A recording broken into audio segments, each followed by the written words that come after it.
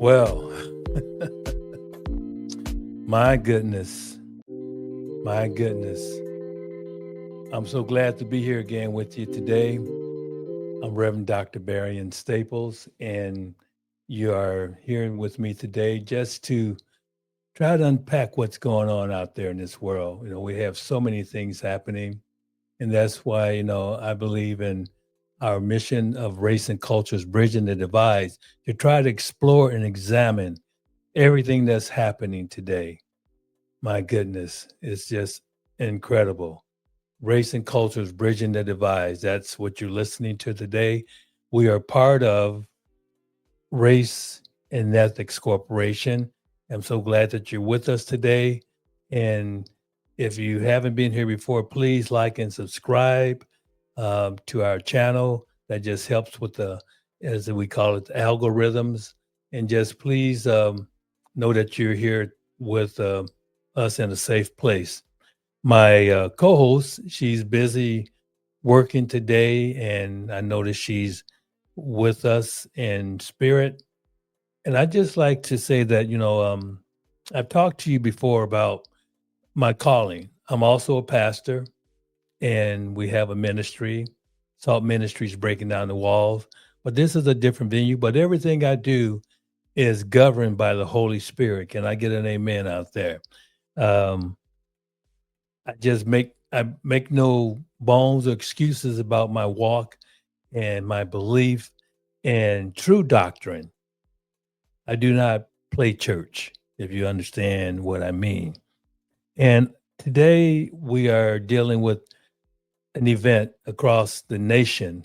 Millions of people are involved with No Kings rally. Some people are trying to twist this, and I'll get into that a little bit more, twisting things around, calling it a hate America rally. That has never been the case. It's a No Kings rally, No Kings peaceful protest to bring to the consciousness of this nation what we are experiencing. I'm going to do some refreshers for you today because some people don't understand and haven't listened to what has happened and how things get twisted.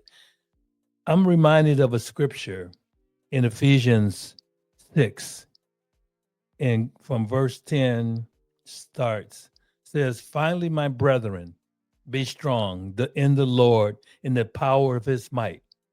Put on the whole armor of God, that you may be able to stand against the wiles of the devil." In other words, evil stuff is going on out there. "For we do not wrestle against flesh and blood, but against principalities, against powers, against the rulers of the darkness of this age, against spiritual hosts of wickedness in the heavenly places. Therefore, take up the whole armor of God, that you may withstand in the evil day, and done all to stand."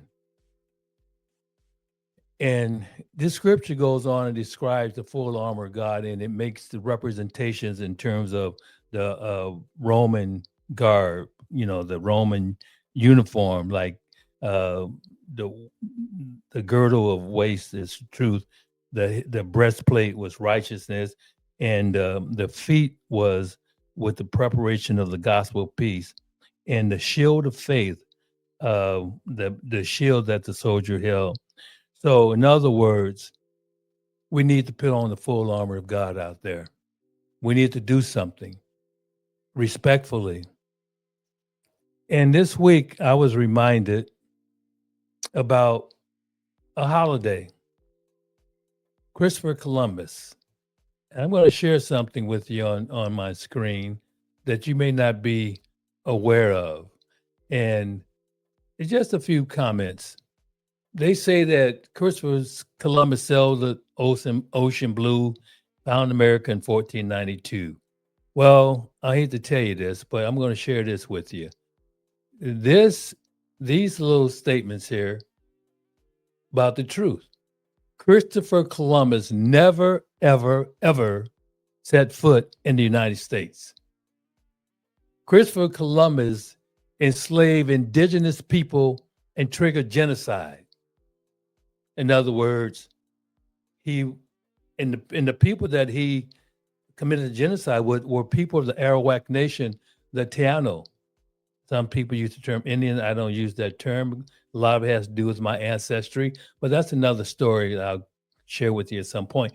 And also, Columbus was turned into this hero through propaganda and not truth. Let me repeat those. Columbus never set foot in the United States. He was actually trying to seek a short route to Asia so he heard about all the garments and the silks and all that stuff. He enslaved, that word, enslaved people. And I was pretty easy on this. He killed and slaughtered children, raped. Christopher Columbus was not a good man. But propaganda, trying to make him out of something that he's not, trying to make him out to be a king, so to speak. So what other lies were you taught about Christopher Columbus when you were in school? What truths were not told to you? So we have in this country people that are trying to make Christopher Columbus out of something else. And just this week alone, I'm going to share this with you. We have the man number 47 sitting there and decided, as he's trying to do, the term that you hear, whitewash America. Christopher Columbus, they say, was Italian. Some people say he was Portuguese. Some people say he was Spanish. There's not a real accurate picture even of Christopher Columbus. But this is what's happening to try to heal the truth about Christopher Columbus. So here we have a situation that's taken place. Him in charge issues a Columbus Day proclamation to reclaim this explorer's legacy. Here you see him holding up the proclamation. He's had about 200 or so executive orders doing all kinds of things that are not law. And that's why I am woke. Thought I forgot, didn't you? Every time we come on together, I'm going to be woke. This is a cup with woke, with my name on it. Woke, a badge of honor, knowledge, and wisdom. Number 2, to have or be marked by an active awareness of systemic injustices and prejudices, especially those related to civil and human rights. Those 2 areas being woke, badge of honor, knowledge, and wisdom. And number 3, what woke is, to be wise, open-minded, kind, and empathetic. You heard someone say that empathy is a new age term that doesn't exist. But being woke, you have empathy.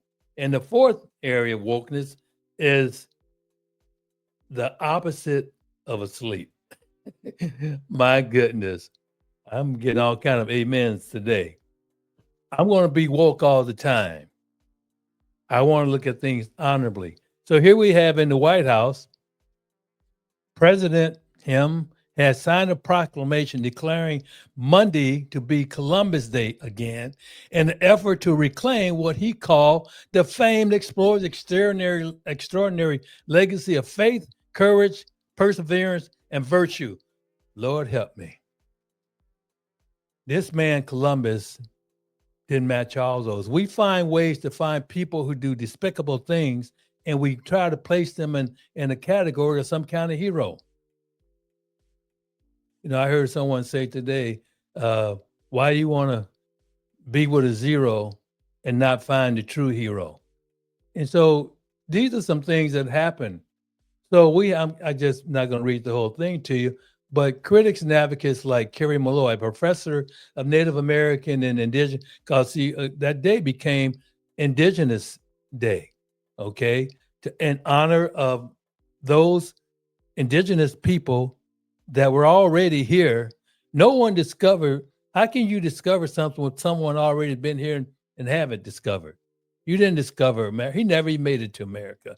But anyway, critics and advocates like Kerry Malloy, professor of Native American and Indigenous Studies at San Jose State University have challenges Columbus Day and Columbus legacy. He says Columbus' arrival to the Americans, quote, triggered a mass genocide of indigenous people throughout the Western Hemisphere, which included deadly diseases being spread among them, their land being stolen and being forced into Christianity. It was a different kind of Christianity because that's not what Jesus taught. Then here we have, what about Christopher Columbus? When did this all start? Well, as I said, he tried to find a place that he thought he was going to be in Asia.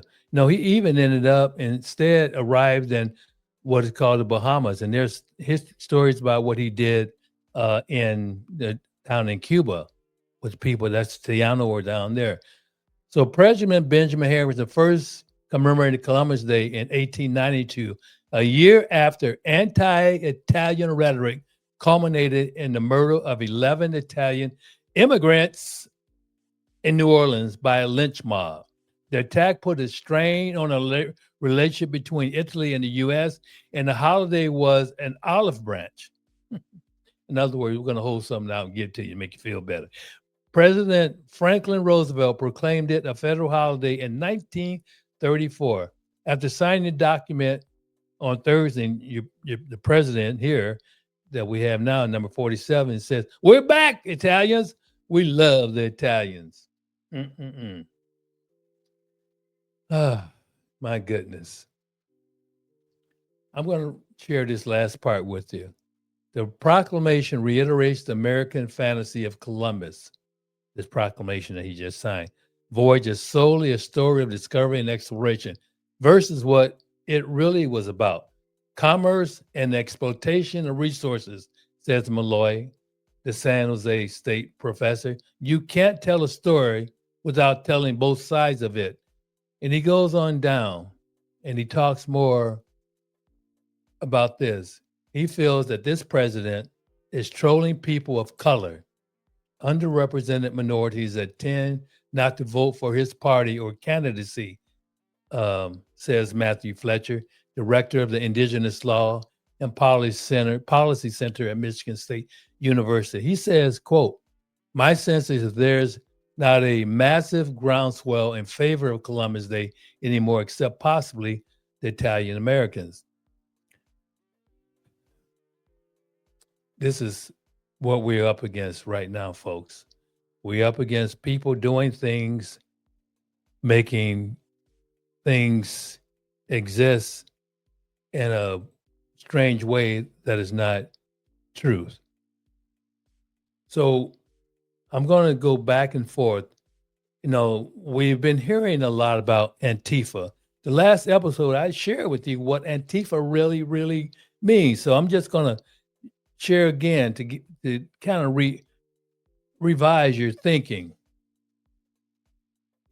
So, misinformed Antifa meeting in the United States, that should be you, or staging political fanfare.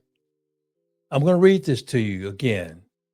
An early iteration of the Antifa movement in Germany, known as Antifa this day, Action, was against the rise of Nazi Germany. The rise of Nazi Germany. I talked to you last time regarding terms that are being used right now are the same things that Hitler talked about. So don't get it twisted. Antifa has nothing to do with overthrowing this democracy, this government that we have. Antifa is a resistance to fascism, against racism, against all those aspects that destroy democracy. So we had here, and it goes down here, you had what was called the parties, the Social Democratic Party that was in Germany. And basically we're looking at communism. And at that time, that was a form of government. So you had the Communist Party of Germany, KPD, and you had the SA, okay, that was in place. So Antifa, shortened for Antifa Astiki, I can't ever say that word, but you get the point. Antifa is not an organization. It is an action that fights and resists what we're going through peacefully. Of course, I'm going to just be real. There's been, and it goes back to George Floyd when they threw this out there. The Antifa were people that were trying to fight for the rights of people. So we have here, Hitler took power in 1933. And at that time, what he did was, because Antifa was fighting against what he was doing, he made moves to make sure all people that were fighting against what he was doing were taken out. Okay. Now think about this: imprisonment and murder after the Nazi takeover. Communists and other political opponents of the Nazis were the first sent to concentration camps, and thousands of that party were executed or died in captivity. That is what's happening right now. All these people that are part of Antifa fighting against what is being done to steal our democracy, they're being attacked. They're being attacked. And that attack is coming in the form of ICE agents wearing masks. I had a nice graphic that I'll share with you at some point where I think here's the black man. When I see these ICE agents, I think about the KKK with hoods on, cover up their faces so they can't be seen, lynching people. Instead, we have them with rubber bullets shooting preachers in the head. We have them shooting people, dragging people around.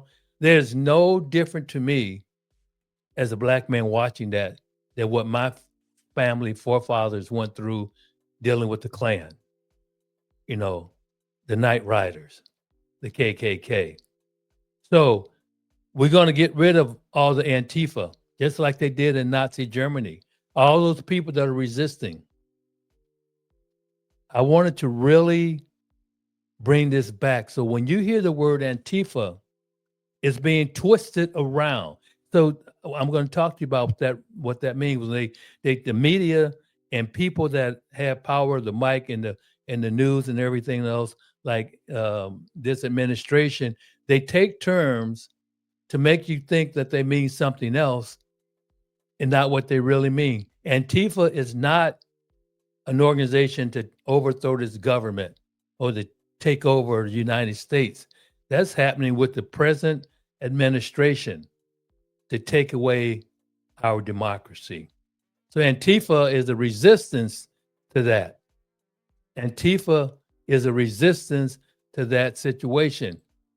So now we have to understand Columbus, another misguided aspect of our country.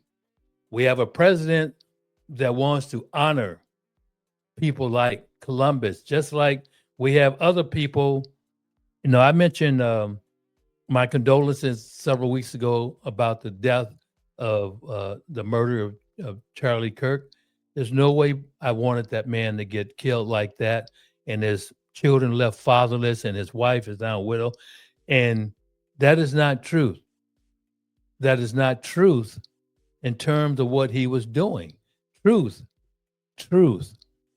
Charlie Kirk, I wanted to meet that guy and talk to him.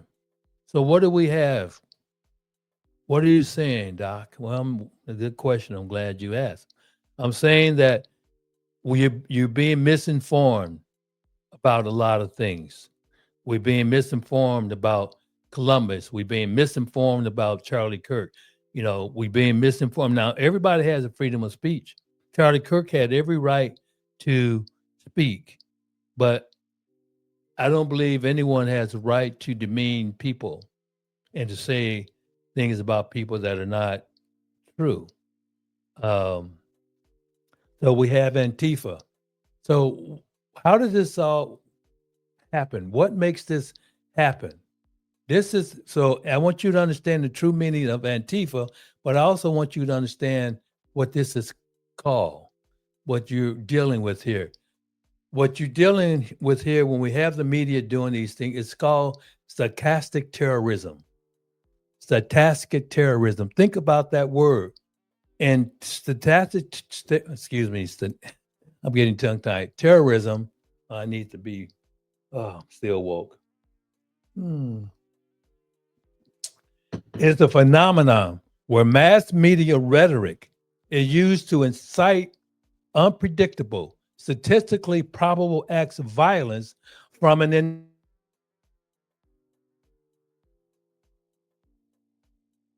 distinct from a direct command, as it relies on a long-term pattern of demonization and inflammatory speech to encourage a lone actor commit a violent act at some point in the future without specifying when or who that actor will be. The term was first coined by a blogger in 2011 and has since been used to describe incidents like the assassination of Yitzhak Rabin or the 2011 Norway attacks. So, in other words, someone will be in the media and say, these things are happening, those things are happening. It's inciting other individuals to go out and do without them direct giving them a command, like sitting, like standing on their lips and saying, we have to stop this some kind of way. I'll be going down there with you. What individual was directed to do that act that they wanted? Well, 1,500 of them. 1,500 of them. Jan 6. That is stochastic terrorism. And how it works is, first of all, you have to have demonization and incitement. A public figure or media outlet repeatedly demonizes a person or a group, creating a hostile environment. We're going to make all these people on peaceful protest, we're going to call them Antifa. We're going to make Antifa seem like it's an organization that's out to destroy America, without people really understand that Antifa is not an organization, but it's a movement of people protesting against racism, against fascism, against violation of civil rights and human rights. That's what Antifa is. Now, you do have some bad apples that throw themselves in there, and they may, do some looting or do something. They're not part of the Antifa peaceful, right? Like today, October the 18th, we have Antifa in terms of No Kings rally, No Kings march. You hear a person telling you that this is Hate America rally. That is not anywhere near the truth. Another aspect of how it works is random selection. This creates a statistically likely pool of potential actors, but the individual who eventually acts is unpredictable and acts on their own, often acting alone. An unpredictable act. The act of violence is not a direct order, but a statistically predictable outcome of the prolonged rhetoric, meaning the specifics of the attack are unknown beforehand. The legislators, Hortman in Minnesota, that's a prime example of how stochastic terrorism works. An unpredictable shooter, husband and wife, and even their dog, and other people shot. Unpredictable act. That's what they do. Another example interpretation I mentioned earlier, Yitzhak Rabin, his assassination. Months of public vilification of the Israel prime minister was cited as a precursor to the assassination by a right-wing extremist. Don't get it twisted, people. These people that have been shot, Charlie Kirk, the attempt on number 47, the murder, assassination of the people in Minnesota, they came from right-wing groups, people that were part of supporting of MAGA. Not I hate this term left and right, but anyway, you get the point. Another example was 2011 Norway attacks. The attacks of Anders Breivik have been interpreted as an outcome of online radicalization fostered by online rhetoric and mimetic culture. And then last but not least, it's the January 6th Capitol siege. The event has been cited in analysis of stochastic terrorism, where inflammatory rhetoric is seen as a factor in inciting mob violence. So understand Antifa and stochastic terrorism, folks. Key considerations: difficulties in legal proof. It can be difficult to prove a direct causal link between the rhetoric and the act of violence, making legal action challenging. And we're still battling that right now from the Jan 6th. And it's like saying, I didn't go down there and do anything. They did it. And because they did it, they were good people on both sides. They wanted to hang Mike Pence. They wanted to hurt Nancy Pelosi. I didn't do it. It's like when you're a kid and you got your siblings, mama comes home, say, who messed that up? I didn't do it. I just kind of told them that they should try this and try that, and they did it. I didn't do it. I was outside playing. They were inside messing it up. Stochastic terrorism. Individual psychology. While rhetoric is a factor, the individual circumstances and psychology of the perpetrator are also crucial elements in the path to violence. So you get people told that these Antifa people are bad people, trying to say, y'all should go out there and do something about them. I'm not going to do it. It's like the bombing of these vessels illegally, Venezuela, they are, being told, go out and do that if you want. They're the bad people with all the drugs, and all these immigrants are bad people, even though 70+% of people that have been taken in custody by ICE are not even criminals.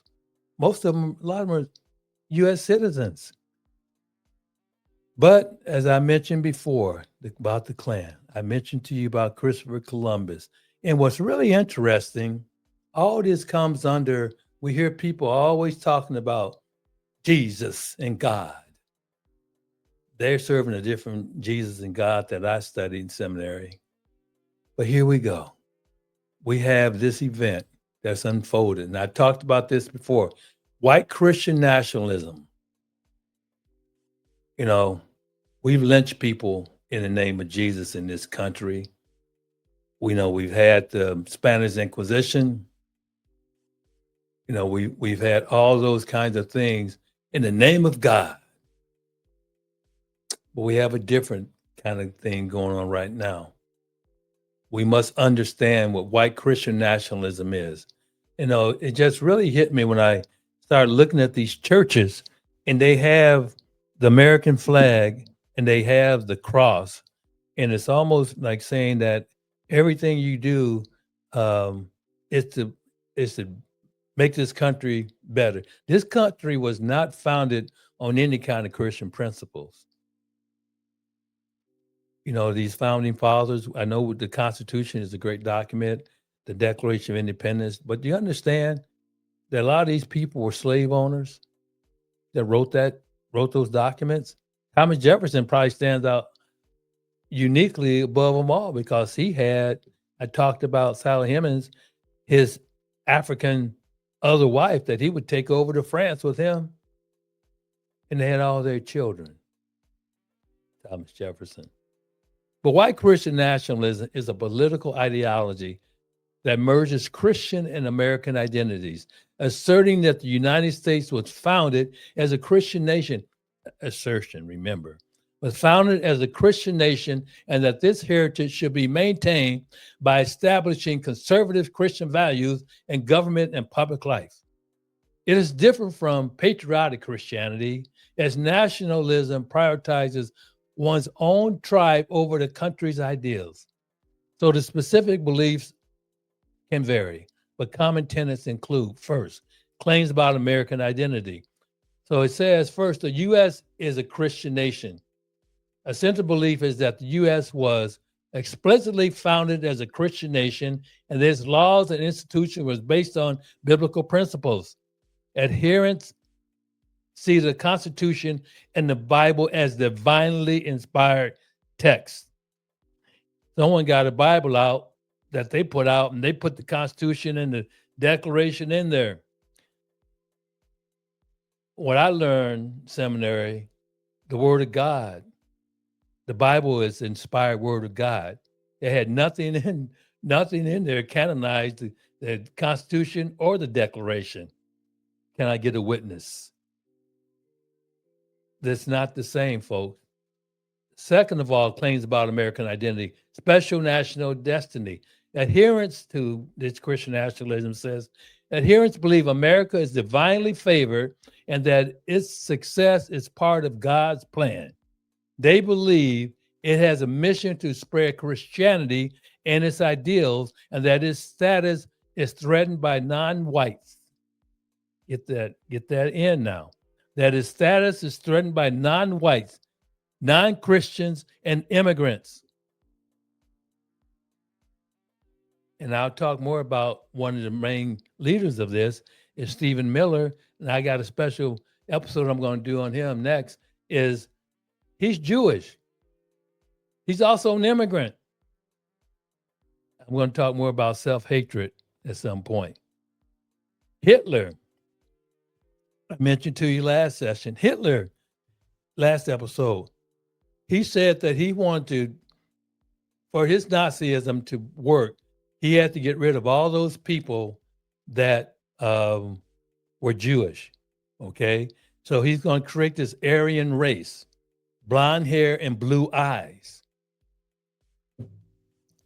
I got to be woke now. Because Hitler, if you know what he looked like in his face and his hair and his eyes, Hitler did not have blonde hair nor blue eyes. Brown eyes and dark hair.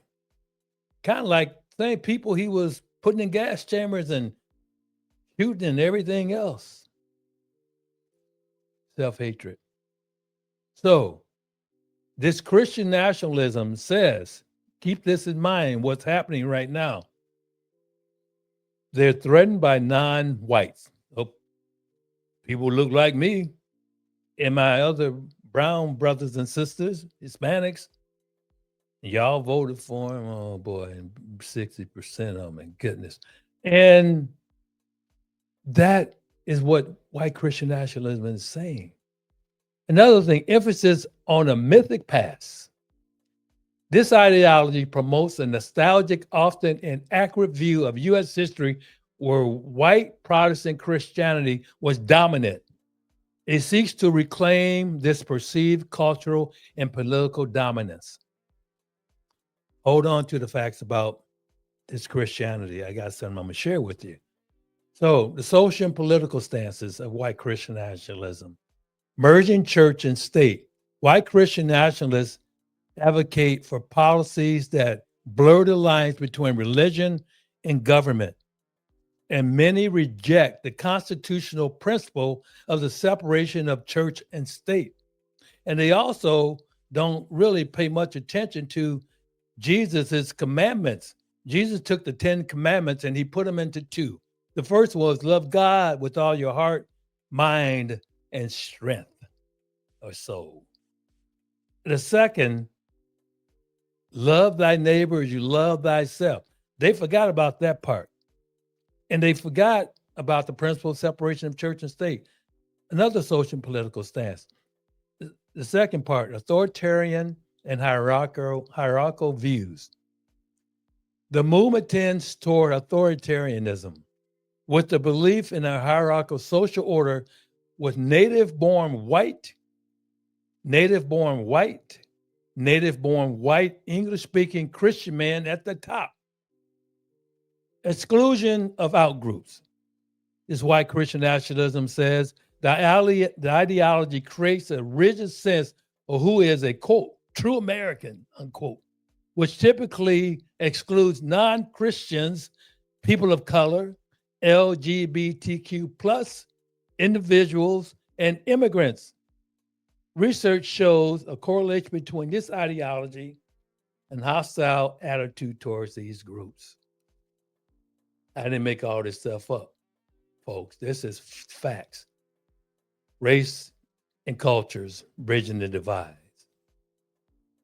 They also feel that they have an advocacy for specific policies. The policy goals often include banning abortion in all circumstances, ending LGBTQ plus rights, reinstating Christian practices like prayer in public schools, and basing laws on Christian values. But get this right now. Their kind of prayer that will eliminate all those other people I said before that are non-white, that are immigrants. When you pray, you're not praying for those folks, only white males, basically. And another advocacy, white Christian nationalism policy, instituting restrictions on immigration. In other words, don't come to this country. We even have right here in the United States a community right now, I think it's in Arkansas or Alabama, that's a community that's said for whites only. Long before Project 2025, there was another proposal. It was called the Order, where they wanted to make the five states on the Northwest area for all white people to succeed from the United States. It was called the Order. It was to make that region only for white folks. Here we go. The justification through biblical narratives. First of all, is proof texting. Adherents often use a practice known as proof texting, where they pull specific biblical verses. I'm going to share something with you about that, out of context to support their political goals and reinforce their worldview. The second part of justification, promised land narrative. This frames American Christians as the successors to the ancient Israelites and the U.S. as their God-given promised land. You know, you remember Moses, going to Canaan, the promised land. Now, this is another one, how they got an extology, which means end times narratives. So this is what they say, white Christian nationalism. They believe this. Drawing on literal interpretations of biblical prophecies, this narrative frames political struggles as a cosmic battle between good and evil, with Christian nationalists placing themselves on the side of good. They can do whatever they want, and they can kill whoever they want, exterminate whoever they want, and that's being a good Christian under white Christian nationalism. Another justification, this is very important, racial curse story. Racial curse story. Listen, historically, this ideology has reinterpreted biblical stories such as the curse of Ham to justify racist practices like slavery. See, that's what they tried to do. They used to say that black people and slaves had the mark of Cain. Black people are evil. So therefore, they're cursed. Get rid of them all. So core drivers. First one is fear of demographic change. The movement is fueled by anxiety over changing demographics in the United States and the desire to retain traditional white Christian power structures. In other words, white men, and I'm going to share this in the next episode, white men having the fear that they're becoming the minority. Fear of demographic change. Second core driver, sense of persecution. Even while holding positions of power, supporters often believe they're being victimized or persecuted by secular culture and non-white groups. Another core driver. I can stay on each one of these drivers like for 50 years and talk about. But here, another core driver, prioritizing ideology over faith. That's where all the Christian ideas get twisted. Critics argue that white Christian nationalists co-opt Christian symbols and language to advance a political agenda rather than promoting traditional Christian values. It elevates a specific political party and ideology over the teachings of Jesus. I remember a preacher telling me one time, be careful who you ask to pray for you. Because the God that they say is God and the Jesus they say is Jesus is not the same ones that you learn from a traditional Bible studied seminary program. Don't get it twisted, folks. Even Satan knew scripture. Can I get an amen? So here we have white Christian nationalists. I wanted to really bring that home to you so you can understand what we're dealing here with when we talk about that. So where did this all come from? Well, I'll tell you, good question. I'm glad you asked. So they've taken the Bible and they made it to be something else. I want to share something with you. I'm going to take myself off the screen while you guys listen to this. Listen to it very clearly.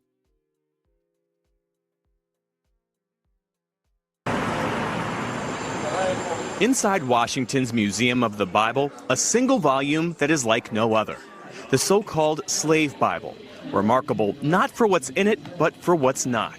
So about 90% of the Old Testament's been removed and about 50% of the New Testament's been removed. To this. To put it another way, a normal King James Version has 1,189 chapters in it. The Slave Bible has only 232. Missing are chapters and verses that might have encouraged uprisings. Book of Exodus, redacted. No story of Moses demanding Pharaoh, let my people go. Gone is Galatians, and the verse, there is neither bond nor free, for ye are all one in Christ Jesus. And no Jeremiah, woe unto him that useth his neighbor's service without wages. What they've left in are verses such as Ephesians 6:5, which is the famous verse, slaves be obedient to your master. Looking at this Bible, it's hard to tell that anything's been taken out of it. That's correct. I mean, it looks like a normal book. For many enslaved Africans, this would have been the first time they were exposed to the Bible. A Bible selectively edited to instill obedience, using religion to underpin the horror of slavery. When people encounter this exhibit, what lasting impression do you want them to leave with? But we want to pass the message on that may this never happen again. The Bible itself is a whole book. It's not one that you get to carve up and use this piece or that piece. The Slave Bible designed to repress rebellion, but it didn't work. Enslaved people in the Caribbean constantly fought against slavery until emancipation. I think it's very relevant to understand our history, not just American history, but our African American history, our roots and how we got to this point. A dark chapter in the history of the good book. Jeff Bennett, NBC News, Washington. My goodness, folks. So the Slave Bible. Now I should teach this in my class. So here's two Bibles. See these two Bibles? Two Bibles. I'm holding it right side up.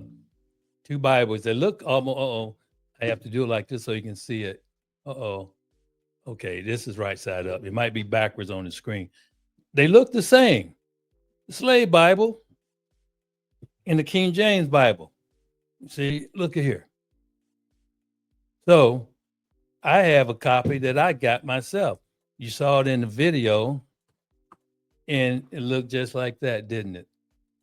The Slave Bible, right here. It's thick, just like King James, to fool everybody.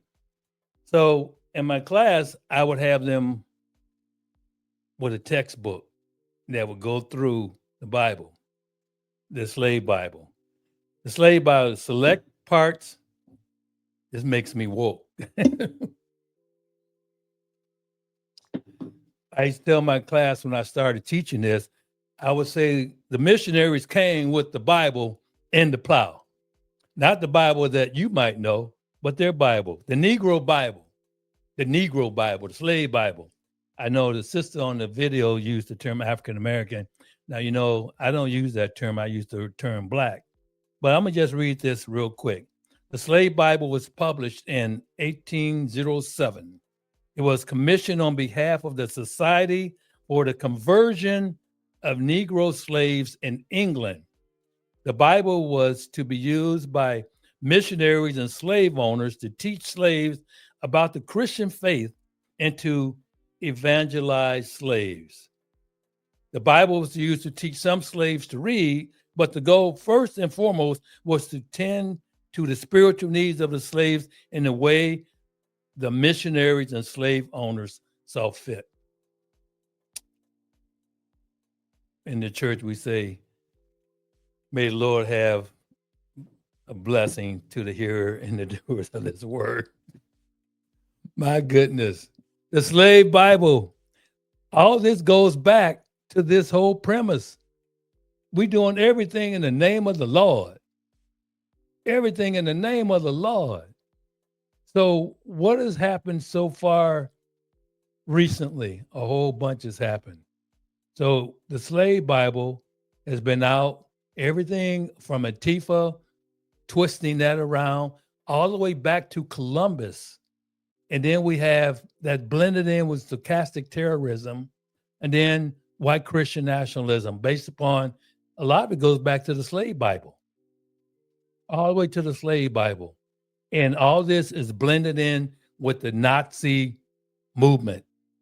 Antifa was against Nazism, fascism, authoritarianism, against all those aspects that take away human and civil rights.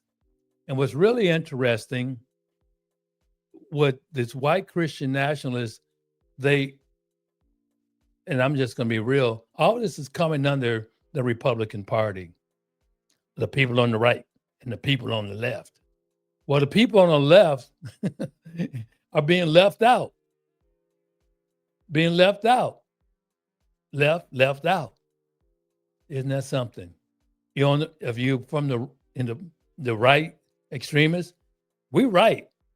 We control all the might. Look how the play on words happen. You left, we're leaving you out. We're the right people. It's always that phrase, if you white, you're right. If you're black, get back. If you're red, you're dead.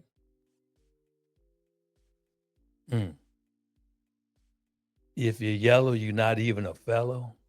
Kind of like 3/5 of a person in the Constitution. So what has happened this week that's got a lot of people up in arms? Well, let's look at what has happened. So this was political. I kind of changed it a little bit. What has happened, you heard about these texts, right, that came out. Let me go back here. It went back to the wrong section. Here we go. So we had these texts that came out from Politico. At the top, it says, "I love Hitler" leaked messages by these young Republicans I just mentioned about. And these are thousands of private messages reveal how young GOP leaders joking about gas chambers, slavery, and rape. Look at some of the things that was said. Everyone that votes no is going to the gas chamber. I'm ready to watch people burn now. When do we start bullying, dude? Are you going to do whatever it takes? Boom, they're dead. When do we bring that side out? He also hates the Jews. It was rape. They love the watermelon people. And everyone that endorsed but then votes for us is going to the gas chamber. Also, we are officially under consideration for a Trump endorsement. I go to the zoo if I wanted to watch monkey play ball. Talking about athletes that are black. Great. I love Hitler. This girl is fully radicalized. Kick the bitch. You gave a nationals too much credit, especially the Jew, to be honest. Stay in the closet. This here is a word representing homosexuality and LGBTQ and all that stuff. Gas chambers. This came out And all this is coming from great Christian folk. Put them in the gas chamber. We don't need them. So you think I'm got this twisted? People on the right, they're also doing this kind of stuff. This is just, I want you to look at this.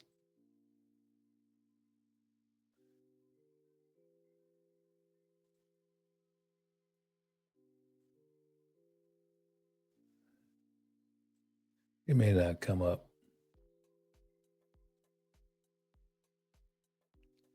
But we have a situation where we've had people that have done all kinds of strange things. We talked about Christopher Columbus. We talked about how Trump did what he did. But I'm curious about this other situation that has popped up, and I'll try to find it for us here. Let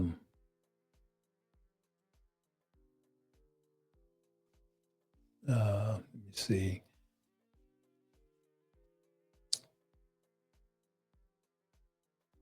Here we go.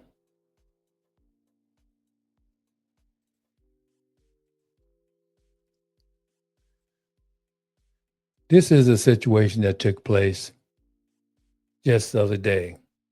This here is a congressman from Ohio, Representative David Taylor, Republican on the right. Look at this. Oh, that's an American flag. An American flag altered to include a swastika was displayed inside the Capitol Hill office of Representative Dave Taylor, Republican from Ohio, obtained by Politico. U.S. Capitol Police were called about an American flag altered to include a swastika and displayed inside the office of Representative. I mean, he had this in his office. Check this out. Altered the lines. You know, the 13 original colonies were there, and pinned images, including a pocket constitution and a congressional calendar. It is clear what row, if any. This is where we are at. They're trying to infuse the Third Reich into our country, folks, in the name of Jesus and God. So, what are some responses to this? There was a response here, and it goes back to the texts that I just read. Leaked chat that used hundreds of slurs and joked about slavery, gas chambers, and rape. On social media, J.D. Vance says that he refused to join the pearl clutching and played whataboutism with Democrats. But after I'll go back to it. on it, this is how he described the Republican operatives, at least one of whom is an actual elected official. Grow up. I'm sorry. Focus on the real issues. Don't focus on what kids say in group chats. The reality is, act like it didn't happen. Kids do stupid things, especially young boys. They tell edgy, offensive jokes. Like, that's what kids do. And I really don't want us to grow up in a country where a kid telling a lot of them that were his joke, age, telling a very not young offensive, boys. stupid joke is cause to ruin their lives. And at some point, we're all going to have to say, enough of this BS. Now, keep in mind, the texters referred That's to how it looks black in its people as totality. monkeys and watermelon people. They fantasized about raping enemies and driving them to suicide. They supported slavery and sending political opponents to gas chambers to, quote, watch people burn now. Now, here is Alexandria Ocasio-Cortez at CNN's town hall tonight talking about Republicans and the influence that they have on social media. They have been successful because they have also been very clear, especially digitally, about what they believe. That's stochastic terrorism. That they do not deserve equal rights. That they believe that LGBTQ Americans are subhuman. That they believe and are circulating disgusting racial and white supremacist messaging that they are able to get away with digitally and online. Joining us at the table is Camille Foster. He's the editor-at-large at Tangle. Camille, what do you make of what she said there and how it relates to this conversation about the liberty and the freedom with which these guys thought that they could spew this kind of stuff without any kind of consequences? Yeah, well, thank you for having me, Abby, first and foremost.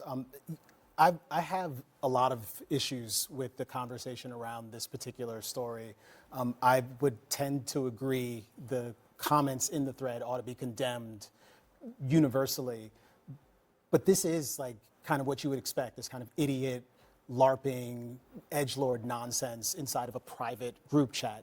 I think the words you used a moment ago, that they think they could say this sort of thing risk-free, consequence-free, well, they were saying it in private.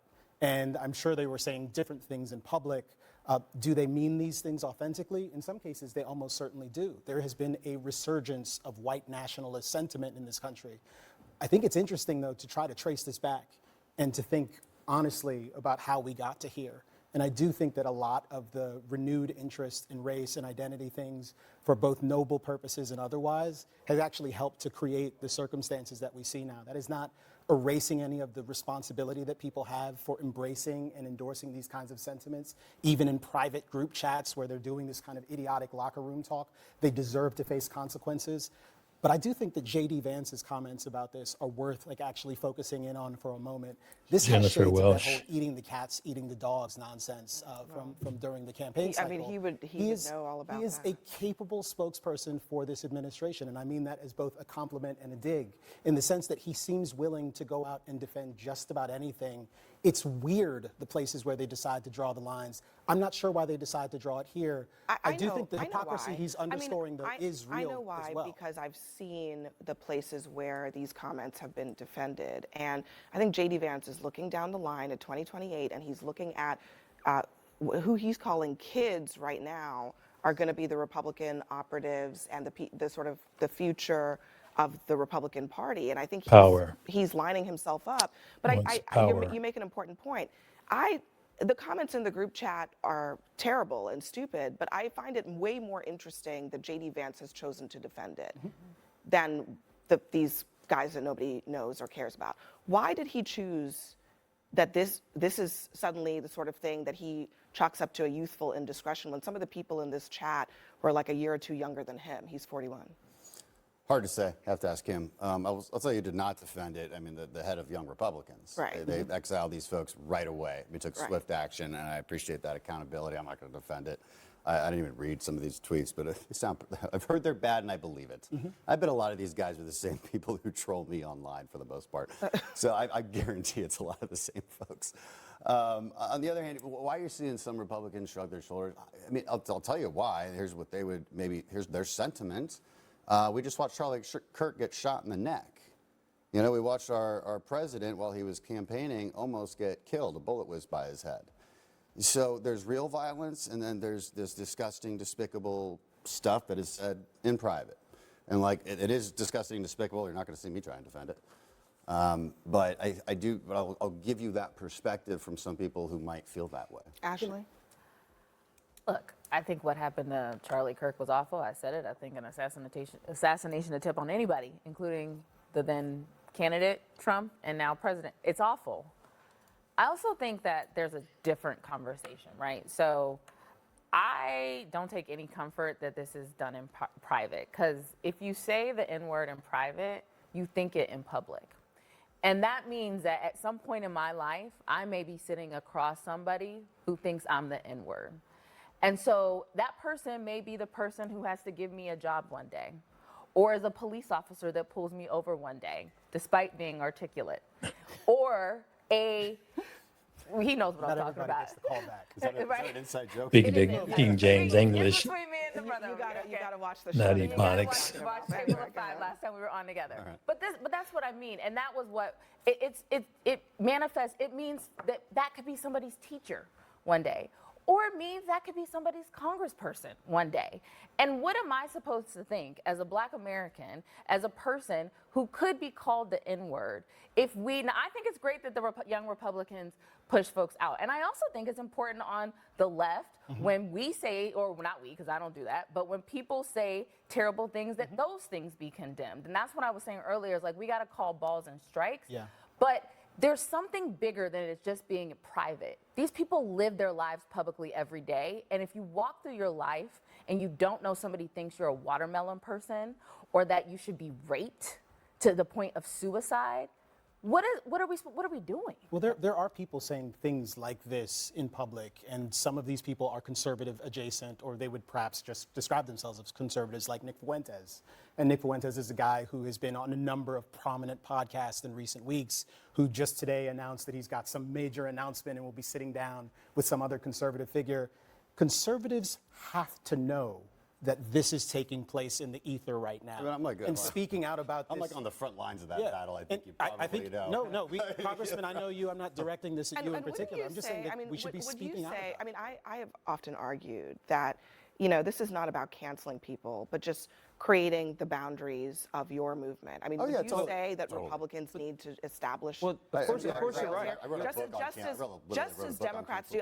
I'm not excluding Democrats from this, but just as Democrats you have freedom of association. Like, if you say a bunch of nasty things and you're part of my organization, I have every right to kick you out. My goodness, there was a whole lot to unpack in that situation, but I think Abby Phillips did a good job. A lot of people, you know, what you think in private, you also may act on or even say and do in public. And what has this led us all to believe in? A lot of different things. And one of the things that has led people to believe is that it's okay to treat people any way you want.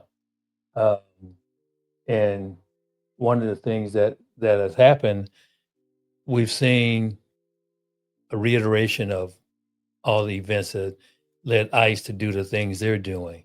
So we have to stop and think, where do we go from here? You know, just give you a reminder what has happened over the past few weeks.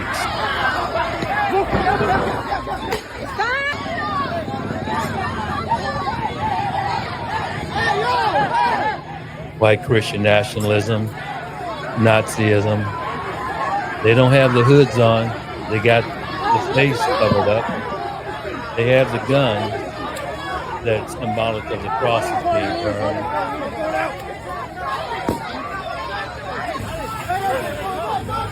I don't see where these people that are protesting peacefully, the Antifa people, which is they're anti-fascism, which is what ICE is carrying out. Get back! We have an attack, as she said, Black and brown people right now.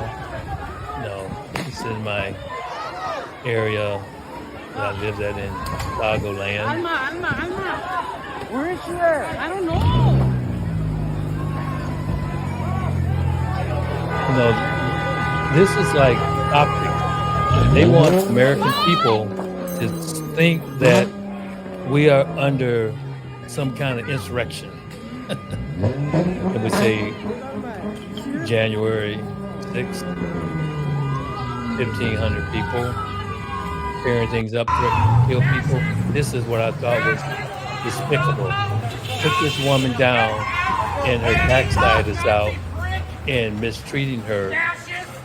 A reporter for WGN, this poor woman is being, quote, manhandled by these thugs. What's your name? What's your name? Debbie Brockman, I work for WGN. Debbie Brockman. Let them know. I got you. Yep. My Debbie Browning? optometrist Brockman, in high school, his WGN. name was Dr. Brockman. Do you guys want to share your names too, or just going to cover your face? The Klan always covers their face. Okay, Mr. Condemnation. Yeah. Oh my God. Disgusting. Good job. Get the fuck out. Just in our American streets Hopefully your wife and across the children make it country, home. these people are just doing whatever they want. Watch this. Well, I need to go down the street, and I'm gonna go no matter which way I want to. So people are shouting like, "Unbelievable!" Now watch this. Such disrespect. Some fucking bullshit. Here we go. Just took the guy's bumper off. That's several $1,000s worth of damage. They got to replace that whole left quarter panel, the fender. Yeah. Who knows what else happened underneath? It's gonna suck. This is a woman, with her children at school, pickup. So and she's an American citizen. It's like Trotman, who they had her pants halfway off. It's just for her children. These things are always hard for me to watch because I see defenseless people. Wait. People with long guns. Hey, you guys came masks to the on. school and to do Do this? you have a warrant? They haven't asked for a warrant. My name is No warrant. Jocelyn from Cicero. They don't have a warrant. They didn't ask for one. They forcefully opened the door of the trunk. It was locked. It was locked. You're going to record this. Don't get any closer from me, all right? Like, cool? You stay back, please. You're being arrested for Yeah, but you guys came to the school? Out of the car. They forced No us out of warrant. the car. They were following us. She's a citizen. Whoa.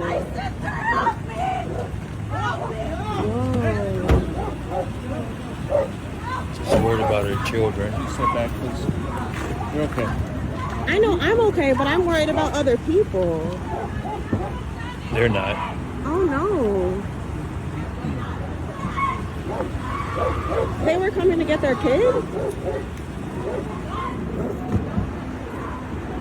They don't have to answer my question? Wait, what? Were they coming to get a child?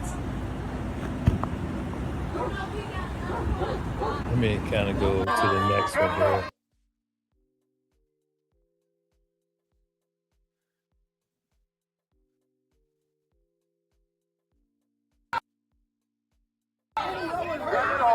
This is a preacher just got shot in the head.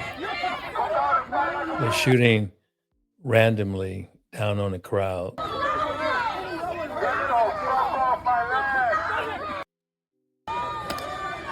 He got shot in the head. Just disgusting events, hurting people. Oh shit. Oh shit. Kick it back. Kick it back. Of course, you hear a lot of the language here. They're throwing tear gas on people. Yeah, he is. That's a pussy move, man. They're aiming the gun. Yeah, that's fucked up. That was And fucked up. of course, people commenting, they're using language that, we know how people get when they get upset. They may say all kind of language. So I just kind of wanted to reiterate that. So where are we at today? We are in the No Kings rallies today, not Hate America.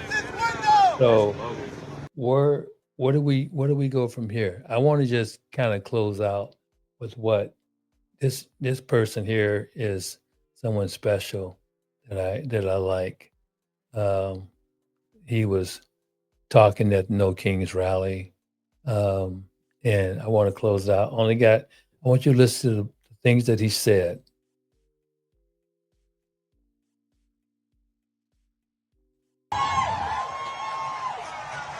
Thank you, Washington. Thank you, Indivisible. This is where we are. Thank you to the millions of Americans. It doesn't look like Hate America rally. Bernie Sanders, From just a lot our of smallest towns humane things. to our largest cities, in every state in our country who are gathering today at thousands of rallies. Mike Johnson,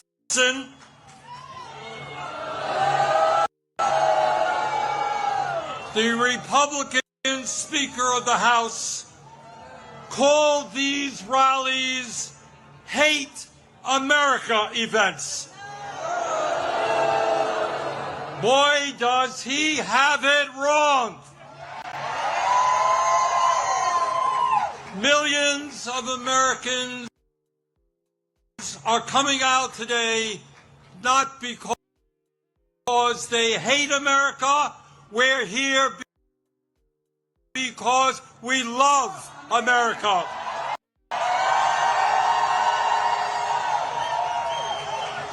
We're here because we're going to do everything we can to honor the sacrifices of millions of men and women who over the last 250 years fought and sometimes died to defend our democracy and our freedoms. Democracy. That makes me woke. In 1776, with extraordinary courage, the founders of our country announced to the world that they would no longer be ruled by the King of England. A king who had absolute power over their lives. They demanded freedom. And to bring that about, they fought a bloody war against the British Empire and the most powerful military in the world. Tens of thousands of Americans died in that 8-year war, but our forefathers fought on and they won.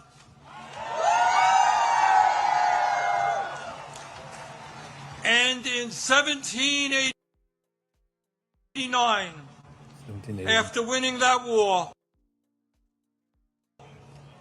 they did something extraordinary. They established the first democratic form of government in modern history. They said loudly and boldly to the entire world, no more kings. In America, they said, we the people will rule. Yeah. And today,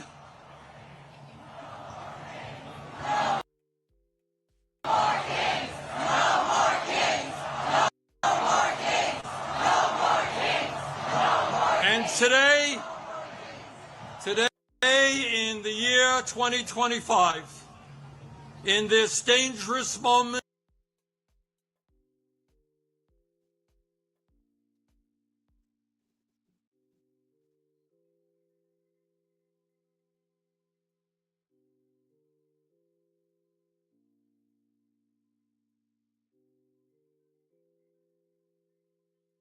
Well, that's Bernie Sanders here. So you get the... we don't want you or any other king to rule us. Thank you very much, but we will maintain our democratic form of society. We will not move toward authoritarianism in America. We, the people, will rule.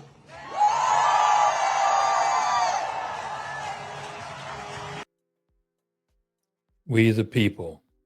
I wanted you to hear that. Now, I mentioned to you before that when the Constitution and the Declaration were put together, it really didn't apply to people who look like me or who were a little brown. or even women. But we can take it at face value and look at the words as the words anyway. We hold these truths to be self-evident that all men and women are created equal. In order to form a more perfect union, we establish this Constitution to provide for the welfare, for peace and tranquility. I'm kind of paraphrasing, but you get the point. So, no more kings. No more kings.